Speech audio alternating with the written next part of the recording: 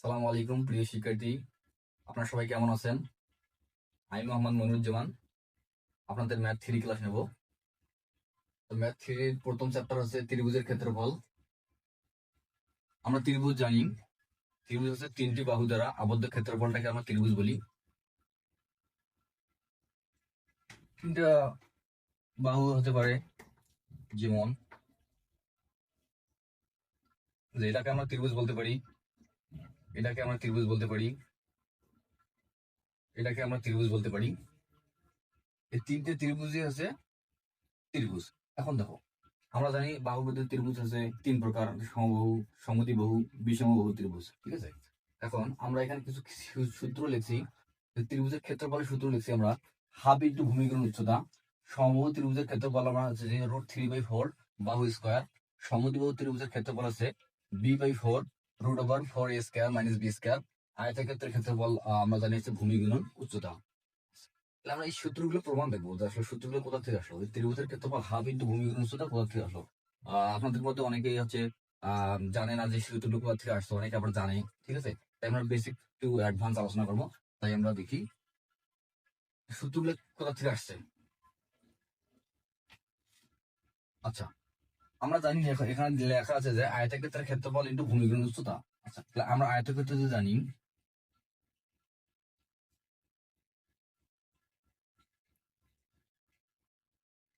এটা একটা আয়তক্ষেত্র। ঠিক আছে, আমরা জানি এটা একটা আয়তক্ষেত্র। আয়তক্ষেত্রের সূত্র কি জানি?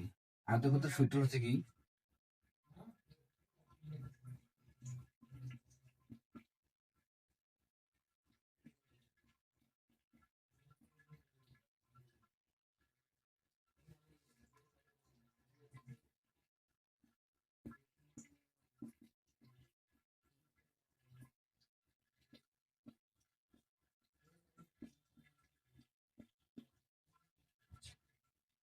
আয়তক্ষেত্রের ক্ষেত্রফল আমরা জানি ভূমি গুণন উচ্চতা। আচ্ছা দেখো, এটা হচ্ছে আয়তক্ষেত্রের ক্ষেত্রফল, তাহলে এটা কি আমরা কি ভূমি, তো এটা হচ্ছে কি ভূমি। দেখো এই বাহুটা হচ্ছে কি ভূমি, এটা হচ্ছে কি উচ্চতা। ঠিক আছে, এটা হচ্ছে উচ্চতা। এখন দেখো, এই আয়তক্ষেত্রের ক্ষেত্রফলকে আমরা যদি সমান দুই ভাগে ভাগ করি, আমরা সমান দুই ভাগে ভাগ করবো। আমরা সমান দুই ভাগে ভাগ করবো কিভাবে দেখো তো। আমরা এইটাকে আমরা সমান দুই ভাগে মনে করো যে দাগিটা সমান আছে এখানে।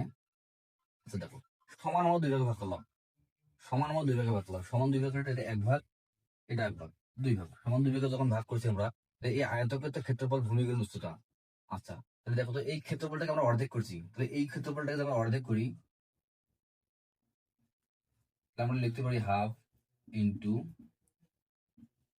ভূমি গুণন উচ্চতা।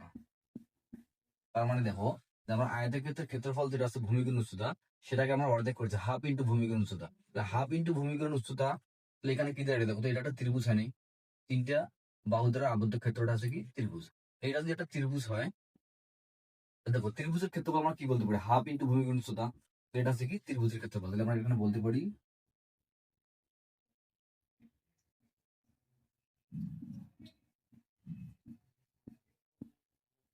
ত্রিভুজের ক্ষেত্রফল হাফ ইন্টু ভূমি গুণ উচ্চতা। তাহলে এইভাবেই আমাদের ত্রিভুজের ক্ষেত্রফল হাফ ইন্টু ভূমি গুণ উচ্চতা আসছে।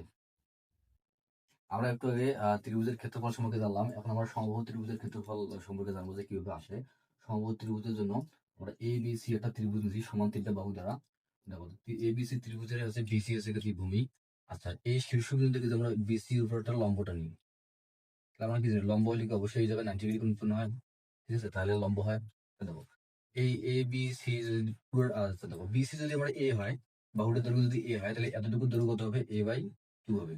ঠিক আছে, দেখো তো এ বি, এটাকে আমরা ডি ধরলাম। দেখো এ বি ডি ত্রিভুজ আছে কি, এটা সমকোণী ত্রিভুজ। সমকোণী ত্রিভুজে আমরা পিথাগোরাসের উপপাদ্য কি জানি। তাহলে দেখো আমরা পিথাগোরাসের উপপাদ্য অনুযায়ী জানি আছে অতিভুজ, অতিভুজ স্কয়ার ইকুয়াল টু লম্ব স্কয়ার প্লাস ভূমি স্কয়ার। তাহলে অতিভুজ আমাদের কি, সমকোণের বিপরীতটা আছে অতিভুজ। অতিভুজ আছে কি এখানে এ ধরছি। দেখো আমরা তো অতিভুজ আচ্ছা, তার আগে আমরা দেখি লম্ব স্কয়ারটা সরাসরি আমরা নেই। তাহলে লম্ব স্কয়ার যদি হয়, তাহলে আমরা এখান থেকে বলতে পারি বা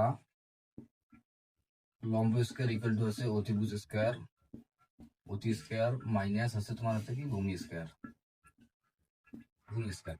আচ্ছা, তাহলে লম্ব আমাদের কি আছে, লম্ব হচ্ছে এখানে এডি, তাহলে আমরা ধরলাম এডি স্কয়ার ইকুয়াল টু হচ্ছে কত, অতিভুজ স্কয়ার। তাহলে অতির মান হচ্ছে কত, এ, তাহলে এ স্কয়ার, তাহলে মাইনাস আছে কি ভূমি আছে কি a/2, a/2 whole square.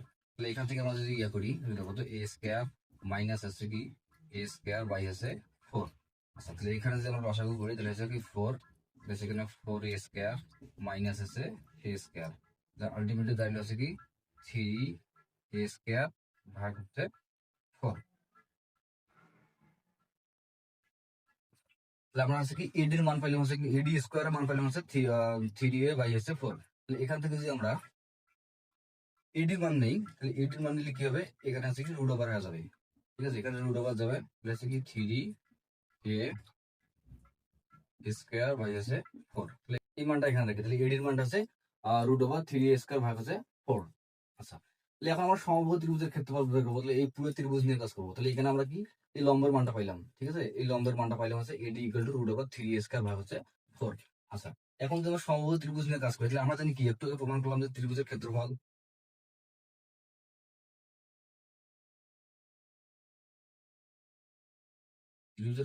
Into half into ভূমি গুণ উচ্চতা, তাহলে ভূমি গুণন উচ্চতা।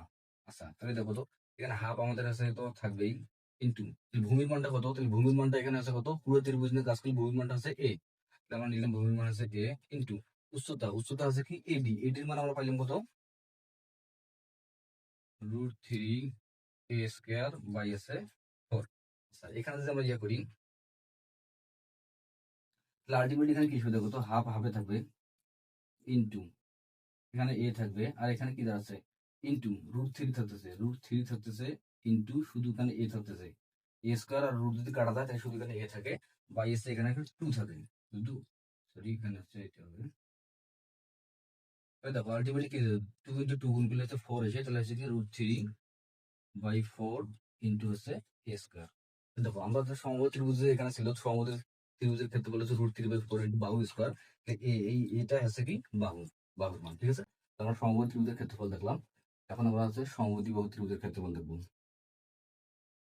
প্রিয় শিক্ষার্থী, এবার আমরা সমদ্বিবাহু ত্রিভুজের ক্ষেত্রফল দেখবো কিভাবে আসে। তো সমবাহু ত্রিভুজের ক্ষেত্রফল বের করার জন্য আমাদের কাছে সমদ্বিবাহু ত্রিভুজ একটা নিতে হবে। যে আমরা সমদ্বিবাহু ত্রিভুজ নিই, সমদ্বিবাহু ত্রিভুজ কাকে বলে, যে যার দুই বাহু হচ্ছে সমান হবে, ঠিক আছে। দেখো আমরা সমদ্বিবাহু ত্রিভুজ হচ্ছে কি এ বি সি, এটা সমদ্বিবাহু ত্রিভুজ যার দুই বাহু হচ্ছে সমান, অপর বাহু হচ্ছে বি, অর্থাৎ ভূমি হচ্ছে বি, এটা আছে। দেখো এটা হচ্ছে সমদ্বিবাহু ত্রিভুজ, সমদ্বিবাহু ত্রিভুজের আমরা হচ্ছে কি করবো, ওই পূর্বের মতো সমবাহু ত্রিভুজের ক্ষেত্রফল যেভাবে আমরা প্রমাণ করলাম ঠিক সেভাবে আমরা এখানে প্রমাণ করবো।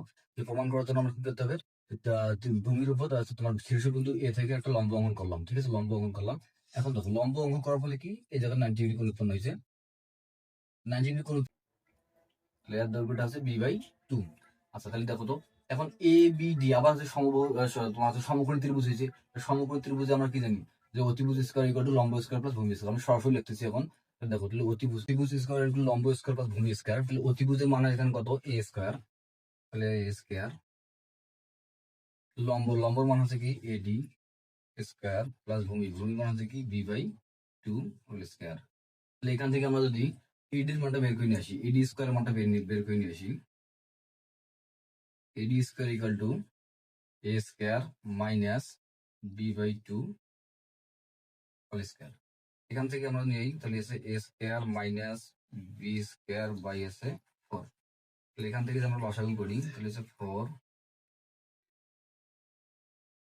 স্কয়ার মাইনাস আছে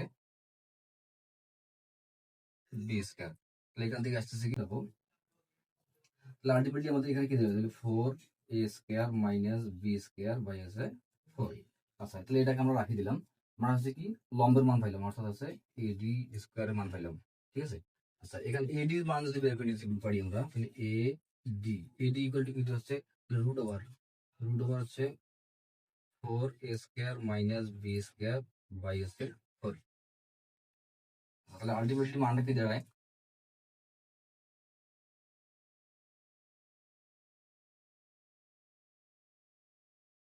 আচ্ছা আমরা যদি ইয়ে করি, আচ্ছা আমরা মানটা ওটাকে রাখি দেই, তারপর আমরা কি জানি যে সমদ্বিবাহু ত্রিভুজের ক্ষেত্রফল আমরা বের করবো, তাহলে আমরা জানি ত্রিভুজের ক্ষেত্রফল ইকুয়াল টু কি জানি,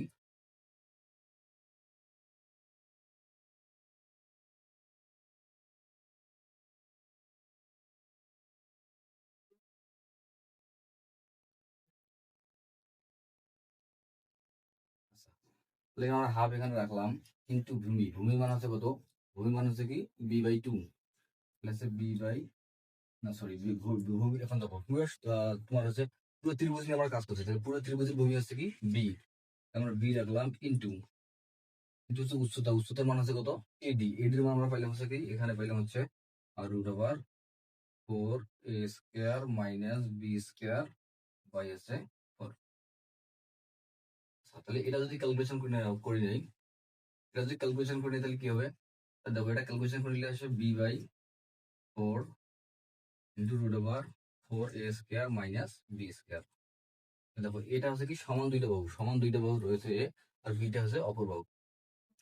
দেখো এই ক্যালকুলেশনটা আমরা কিভাবে করলাম, দেখো এখানে √ওভার হচ্ছে কি সবার উপরে আছে, সবার উপর 4 কে রুট করলে কত হয় 2 হয়, তাহলে এই 2 আর এই 2 গুণ করলে হচ্ছে কি 4 হয়, ঠিক আছে 4, বাকি আছে সেম থাকবে। এটাই হচ্ছে প্রমাণ।